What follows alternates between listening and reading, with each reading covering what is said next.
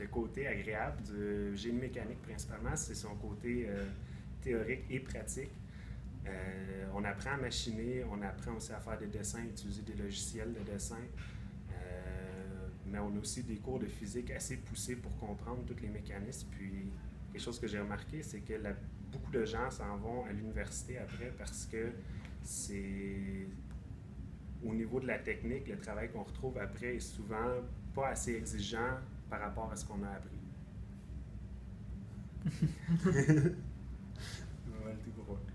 Moi, ce que j'ai aimé beaucoup de ce projet-là, de cette année, c'est qu'on a pu appliquer tout ce qu'on a appris pendant nos 3 années, pendant notre DEP. On a vraiment appliqué tout ce qui est mathématiques, physique, et aussi la pneumatique qu'on a utilisé dans notre projet. Les traitements thermiques, tout ce qui est soudure aussi, on a appris ça. Le machinage, c'est une grande partie. Le dessin aussi, toute la question de conception, tous nos cours de dessin.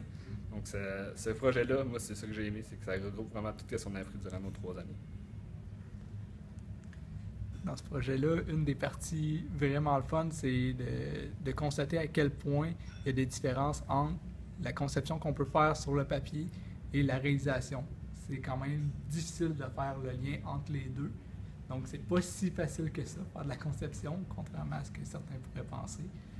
Puis, la technique, c'est vraiment super, justement, un bon mélange de pratique et théorique qui permet de découvrir un peu notre voie et nos préférences dans le grand domaine du génie.